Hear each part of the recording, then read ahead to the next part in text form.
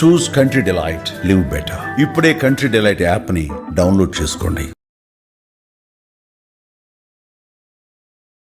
నమస్తే రమగారు. నమస్తే జయ. రమగారు ఏదైనా స్టోరీ చెప్తారు? సాధారణంగా మనకి ప్రశ్నలు ఉంటాయి జయ, చాలా మందికి. దేవుడి మీద ప్రశ్నలు. దేవుడు ఎక్కడుంటాడు? ఆయనకి ఇల్లు వాకిలి ఉండవా? దేవుడు ఒకళ్ళని బాగా, ఒకళ్ళని అలాగా, ఒకళ్ళని ఇలాగా ఎందుకు సృష్టిస్తాడు? అదొక పెద్ద పాయింట్. నేను ఎక్కువ పూజ చేస్తాను, అయినా సరే నాకేమి వాడెవడో పాపిష్టివాడు, దుర్మార్గుడు, దొంగ చచ్చినవాడు, ఇలాంటి తిట్లు ఉండి వాడికి అంత డబ్బులు ఉన్నాయి. నేను చాలా మంచివాడు, లేదా ఈయనెవరో చాలా మంచివాడు, ఉత్తముడు, వీడికి ఏం లేవు. వీడి పిల్లాడు చాలా తెలివైన వాడు, వీడికి మంచి సీట్ రాలేదు, వాళ్ళు మామూలు పిల్లవాడు, వాడికి వచ్చింది. దేవుడు ఏంటి చూస్తూ ఎందుకు ఊరుకుంటాడు? దేవుడు ఏం చేస్తాడు? వస్తాయి కదా ప్రశ్న. బాగా అసలు మనకి సమస్య వచ్చినప్పుడల్లా దేవుడు ఉన్నాడా అనిపిస్తుంది. మన ఇంట్లో ఎవరన్నా పోయినప్పుడు దేవుడు ఉన్నాడా అనిపిస్తుంది. ఏదైనా యాక్సిడెంట్ అయి తప్పించుకున్నప్పుడు దేవుడా నువ్వు ఉన్నావంటాం.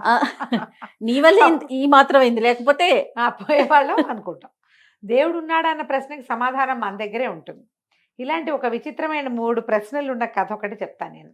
మనం ఇదివరకు ఎప్పుడో సుప్రతీకుడి ప్రశ్నలని ఒక కథ చెప్పుకున్నాం, దాసరి వెంకటరమణ గారు. దానికంటే ఇది చాలా పురాతనమైన కథ. నాకు ఫేవరెట్ స్టోరీ ఇది. చిట్టి కథ, మహా ఇష్టం నాకు. ఒక దేశంలో ఒక సుల్తాన్ గారు ఉండేవాళ్ళు, ఒక రాజ్యంలో. ఇది ఏమన్నా ఉర్దూ కథే, మన కథల్లో కూడా చెప్పుకోవచ్చు. అక్కడ ఉన్నది ఉన్నట్టుగా చెప్దాం కదా అని ఉంది నాకు. ఈ కథని మార్చేయగలను నేను, కానీ మార్చాలని లేదు. సరే. అయితే ఈ సుల్తాన్ గారికి ఆ ఊళ్ళో ఉన్న ఒక కాజీ అంటే చాలా ఇష్టం. కాజీ గారు అంటే వాళ్ళు ఒక రకమైన పురోహితుడు లాంటి వాళ్ళు అనుకో. అయితే ఈ కాజీ గారికి తోటి ఎప్పుడు మాట్లాడేవాడు. ఈ దేవుడు, దయ్యము, వ్యవహారము వాటి మీద కొంచెం ప్రశ్నలు వచ్చాయి. ఓసారి ఏమన్నాడు, మీకు చాలా పెద్ద పదవి ఇద్దాం అనుకుంటున్నానండి కాజీ గారు అని చెప్పాడు. చెప్పి ఆయన సంతోషించాడు కాజీ గారు. మరి ఎవరికైనా సంతోషం. ఆయన సంతోషపడి పూర్తిగా దాన్ని ఆ మూమెంట్ని ఆనందించే లోపల రాజుగారు అన్నాడు, ఈ సుల్తాన్ అన్నాడు, నాకు 3 ప్రశ్నలు ఉన్నాయండి. నా 3 ప్రశ్నలకి సమాధానం చెప్పండి. ఈ 3 ప్రశ్నలకి నన్ను సాటిస్ఫై చేసే ఆన్సర్ ఇస్తే మీకు ఆ పెద్ద పదవి, బ్రహ్మాండమైన మందిరం, జోడుగుర్రాల బండి, ఇవన్నీ ఇస్తానని చెప్పాడు. మామూలుగా పెద్ద పదవి అనగానే ఇవన్నీ అప్లికబుల్, ఆటోమేటిక్గా అన్నీ వచ్చేస్తాయి. హెచ్ఆర్ మనం కూడా చెప్పుకుంటాం కదా. అవునవును. 2 లక్షల ప్యాకేజ్ అంటే అందులో ఇంటద్దలు అన్నీ వచ్చేస్తాయి. అవును. అయితే సరే అడిగాడు, ఏంటి అంటే దేవుడు ఎక్కడుంటాడు, దేవుడు ఎటు చూస్తాడు, దేవుడు ఏం చేయగలడు, ఈ 3 ప్రశ్నలు. నిర్ఘాంతపోయాడు. ఆయన కాజీయే, పెళ్ళిళ్ళు చేయిస్తాడు, ఏవైనా ప్రశ్నలు వస్తే సమాధానాలు చెప్తాడు, కొట్టుకుంటుంటే సమాధాన పరుస్తాడు కూడాను, శుభకార్యాలన్నిటికీ మంచి డేట్లు అవి కూడా పెడతాడు. కాంతపోయాడు. దేవుడు ఎక్కడుంటాడంటే ఏమో ఉన్నాడు ఎక్కడో, సర్వాంతర్యామి, అంతే కదా. ఎక్కడున్నాడు అని అడిగితే వాళ్ళ ఇల్లు పలానా సందులో ఉంది, అమీర్పేట వెనకాల సందులో ఉందని ఎట్లా చెప్తాం? చెప్పలేము. చాలా భయం వేసింది ఆయనకి. 1 వారం రోజులు గడువివ్వండి. రాజుగారు కూడా అన్నాడు, 1 వారం గడువిస్తా. ఈయన నిర్ఘాంతపోవటం, మొహంలో చకచకా రంగులు మారటం రాజుగారికి కూడా అర్థమైంది, సుల్తాన్కి కూడా. కాజీ గారు మీరు take your own time, 1 week time తీసుకోండి, వారంలో నా ప్రశ్నలకి సమాధానం చెప్పండి. ఓకే. ఈయన ఇంటికి వెళ్ళిపోయాడు. ఈ వారంలో ఆయన పెళ్ళిళ్ళు పేరెంటాలు ఏం చేయలే, ఇంట్లోకి బయటికి వెళ్ళాడు. పైకి కిందకి తిరుగుతూ ఉండేవాడు. అన్నం తింటూ కూడా అట్లా ముద్ద చేతో పెట్టుకుని చూస్తూ ఉండేవాడు, ఆలోచిస్తున్నాడు. ఏం తట్టటలా. వాళ్ళ ఇంట్లో పాజీ అని ఒక కుర్రాడు ఉన్నాడు. వాడు అయ్యగారిని గమనిస్తున్నాడు, ఈ కాజీ గారి పాజీ. ఏమిటి ఈయన ఇలా బాధపడుతున్నాడు ఏమిట్రా అని. ఎక్కడికైనా నడిచెళ్తూ మధ్యలో రోడ్డు మీద ఆగిపోయి ఇట్లా ఆలోచిస్తుండేవాడు, ఏమిటి నా జీవితం అని. వారం గడిచాక 6వ రోజు సాయంత్రం, ఒరే పాజీ మన సామాన్లన్నీ సర్దేరా, మనం ఈ ఊరు వదిలి వెళ్ళిపోదాం అన్నాడు. వాడు తెల్లబోయాడు. అదేంటండి, మీ ముత్తాతల నుంచి ఇక్కడే ఉన్నామన్నారు కదా, మనం ఎందుకు ఊరు వదిలి వెళ్ళిపోవటం, ఇప్పుడు ఏమైంది? మీరు కాజీగా ఉన్నారు, ఏదో పావరా వస్తుంది 10 రూపాయలు, చక్కగా చుట్టుపక్కల వాళ్ళందరూ గౌరవిస్తారు. సుల్తాన్ గారి దగ్గర మీద మిక్కిలి మీకు చాలా పరిచయం ఉంది, మనకి ఏం ప్రాబ్లం ఉందని ఊరు వదిలిపోయేవాడు ఎవడలే చక్కపోతాడు. ఏడేవో సమస్యలు ఉన్నవాడు, అప్పులు ఉన్నవాడు, ప్రాబ్లమ్స్ ఉన్నవాడు, జనాలని ఎదుర్కోలేని స్థితి ఉన్నవాడు వెళ్ళిపోతారు. మనకేమున్నాయి ఇక్కడ అనేసరికి ఈయన చాలా దిగులు పడి, ఒరే అది కాదురా, చెప్పిన మాట వినరా అన్నాడు. కుర్రాడు ఒప్పుకోటల్లా, వాడు 25 ఏళ్ళవాడు. ఎంత చెప్పాడో కాజీగారు వెళ్ళిపోవాలి. వీడు మీరు ఎందుకు వెళ్ళిపోదలుచుకున్నారో చెప్పండి, ఏదైనా సమస్య ఉంటే మన సుల్తాన్ దగ్గర కూర్చొని సమాజం సరి చేయించుకుందాము, పదండి వెళ్దాం అనేసరిగా సుల్తానేరా నా సమస్య అన్నాడు. ఆయనకేం వచ్చిందండి, వారం నాడు మీరు వెళ్ళారు కదా, చక్కగా కబుర్లు చెప్పారు, అప్పుడు ఇన్ని పళ్ళు వచ్చినాయి మన ఇంటికి అన్నాడు. కాదురా, సుల్తాన్ గారికి 3 ప్రశ్నలు ఉన్నాయి, ఆ మూడిటికి సమాధానం చెప్తే అదేమిటో పెద్ద పదవి ఇస్తానన్నాడు, బండి అన్నాడు, ఇల్లు అన్నాడు, ఆ ప్రశ్నలకి సమాధానం ఎవ్వరూ చెప్పలేరురా అన్నాడు కాజీ గారు. పాజీ అన్నాడు, "మీరు చెప్పండి అవేమిటో." అంటే దేవుడు ఎక్కడున్నాడు ఒకటి, దేవుడు ఎటు చూస్తున్నాడు, ఎటు చూస్తాడు ఎప్పుడు. తర్వాత 3వ ప్రశ్న ఏం చెప్పాడు, దేవుడు ఏం చేయగలడు. ఇంతేనా అండి, నిమిషంలో చెప్పచ్చు వీటికి సమాధానాలు. మీరు నన్ను అక్కడికి పంపించండి, రాజు దగ్గరికి. మావాడు చీటీ రాసివ్వండి, మీ ప్రశ్నలు చాలా చిన్నవి, పాజీ దానికి సమాధానం చెప్తాడు, నేను కూడా అక్కర్లేదు అతనే చెప్తాడు అని. కాగితం రాసివ్వండి, నేను వెళ్తాను అన్నాడు. ఈయన భయంగానే ఉంది, వీడు ఏమన్నా అటు ఇటు చేస్తే పంపునిపోతున్నామని, కానీ వాడు కాన్ఫిడెంట్గా ఉన్నాడు. సరే కాగితం రాసి ఇచ్చేసి దుప్పటి కప్పుకుని కూర్చుని ఉన్నాడు ఆయన, శాల్వా కప్పుకుని, ఏం చేయాలో తెలియక. కుర్రాడు పాజీ కాస్త కాగితం పుచ్చుకొని సుల్తాన్ గారి దగ్గరికి వెళ్ళాడు. సభ ప్రాంగణంలో మొదటి నుంచి కాగితం పంపించాడు. ఆయన చూసి, ఓహో కాజీ గారు ఒక కుర్రాడిని పంపించాడు, కుర్రాడు సమాధానం చెప్తాడని, రాబోయి రా, ఇదే మన కాజీ గారి స్థలం, ఇక్కడ కూర్చుంది కానీ రమ్మని పిలిచారు. పిలిచాక కుర్రాడు అన్నాడు, ఏమిటండి ఇప్పుడు అంటే, నాకు 3 ప్రశ్నలు ఉన్నాయి అన్నాడు. వాటికి నేను సమాధానం చెప్పాలా అని అడిగాడు కుర్రాడు. అవునన్నాడు సుల్తాన్.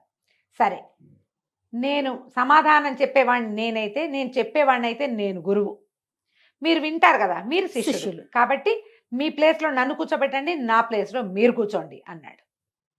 సుల్తాన్ రెడీగా ఉన్నాడు. ఆ ప్రశ్నలు ఆయన్ని ఎన్నేళ్ళుగానో వేధిస్తున్నాయి, ఎంతకాలంగానో ఆయన వేదన పడుతున్నాడు.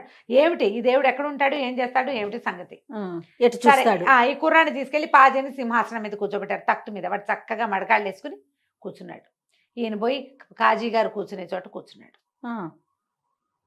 కూర్చున్నప్పుడు మీ మొదటి ప్రశ్న చెప్పండి, భగవంతుడు ఎక్కడుంటాడు. సరే, ఒక పెద్ద గంగాళంతో పాలు తెప్పించండి అన్నాడు మనవాడు. పాలు తెప్పించారు, గంగాళం పాలు పెట్టున్నాయి. ప్రభు ఇటు చూడండి, ఇవి పాలు కదా. అవును, పాలల్లో వెన్న నెయ్యి వస్తాయి కదా అన్నాడు. వస్తాయి. పాలలో ఏమొస్తాయి, మొదట పెరుగు అవుతుంది, తర్వాత వెన్న వస్తుంది, తర్వాత నెయ్యి వస్తుంది. సరే, పాలల్లో వెన్న ఉన్నట్టే కదండి అంటే ఉన్నట్టే. ఎక్కడుందో చూపించండి ఈ పాలల్లో. ఉండేటి పాలు పెరుగు అయ్యాక ఆ మీగడ తీసి చిలికితే వెన్న డెఫినెట్గా వస్తుంది. పాలల్లో ఇంతైనా వెన్న ఉంటుంది, అంత ఉండొచ్చు మంచి పాలైతే. ఏ గ్లాస్ పాలో తెచ్చుకుంటే A1 A2 మిల్క్ తెచ్చుకున్నామనుకో అంతంత వెన్న వస్తుంది, రావచ్చు. ఆ గంగాళం పాలకి అంత వెన్న వస్తుంది. మామూలు టోండ్ మిల్క్ తెచ్చాం, అయినా కూడా ఈ మాత్రం వెన్న ఉంటుంది అందులో. అంతేగా, తీయండి వెన్న ఎక్కడుందో చూపించండి అంటే ఆయన ఆశ్చర్యపోయాడు. అట్లా ఎట్లా తీస్తాము అన్నాడు. అంటే పాలల్లో అంతా వెన్న ఉన్నట్టే కదా అన్నాడు. అవునండి, అవునన్నాడు సుల్తాన్. ప్రపంచమంతా ఉన్నాడండి దేవుడు, అది ఇక్కడ ఉన్నాడని లేదు, అక్కడ లేడని లేదు, ప్రపంచమంతా భగవంతుడే నిండి ఉన్నాడు.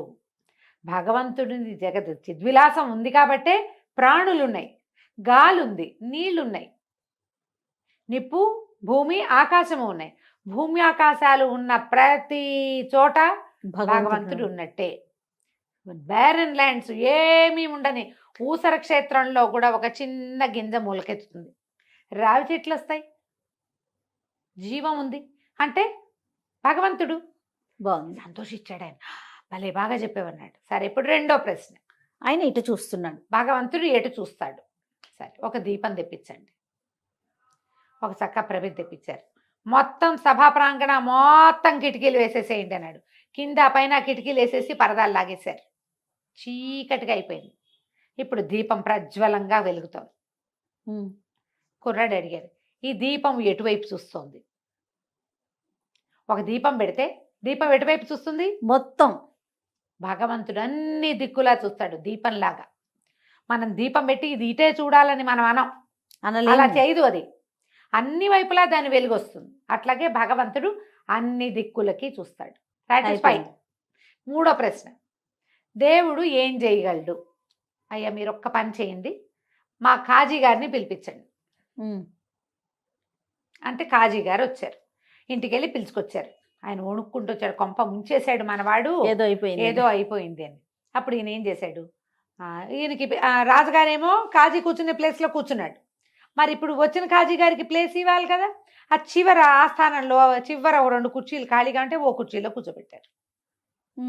కూర్చోబెట్టి ఇప్పుడు 3వ ప్రశ్నకు సమాధానం చెప్పు, కాజీ గారు కూడా వచ్చారు, ఆయన సమక్షంలోనే చెప్పవయ్యా అని పాజీని అడిగాడు సుల్తాన్. కాజీ చెప్పాడు, ఈ పాజీ కుర్రవాడు చెప్పాడు, భగవంతుడు ఇదే చేస్తాడండి, పాజీని చేస్తాడు, పాజీని ఖాజీని చేస్తాడు, పాజీని సుల్తాన్ని కూడా చేస్తాడు, సుల్తాన్ని కాజీని చేశాడు. చూడు ఎలా అయ్యారు. రాజుగారి స్థానంలో కుర్రాడు కూర్చున్నాడు, ఎస్, కాజీ గారి స్థానంలో సుల్తాన్ కూర్చున్నారు. ఎవడో ఏరగేరా రోడ్డు మీద పోయి చివరికి వచ్చేవాడు సభికుడుగా ఉండాల్సిన చోట కాజీ గారు కూర్చున్నారు. భగవంతుడు ఇది చెయ్యగలడు, ఇది చెయ్యలేడం లేదు, ఏదైనా చేస్తాడు, తిమ్మిని బమ్మిని చేయగలడు, అంతే కదా. అంతే. ఆనంగానే దండాలు పెట్టేశాడు ఆయన. ఎన్ని దండాలు పెట్టాడో, ఇది నిజం. సభికులంతా ఓహో అన్నారు. ఎంతో సంతోషించి ఆయన కాజీ గారికి పెద్ద పదవి ఇచ్చి పాజీకి కూడా పెద్ద పదవి ఇచ్చారు. ఎందుకంటే వాడు చెప్పాడు ఈ సమాధానాలు, ఇవి కాజీ గారివి కదా, ఆయన భయపడ్డాడు. ఇది ఉపనిషత్తుల సారమంతా చెప్పినా ఈ సమాధానాలు రావనుకున్నాడు. ఒక క్యాజువల్ సమాధానంతో ఇది చెప్పేశాడు కుర్రాడు. సభ అంతా బాగా మెచ్చుకున్నారు. ఆ తర్వాత రాజుగారు ఎప్పుడు ఇలాంటి ప్రశ్నలు వేయలేదు. కథ కంచికి మనం ఇంటికి. చాలా బాగుంది రమ్మగారు. నమస్తే. నమస్తే జయ.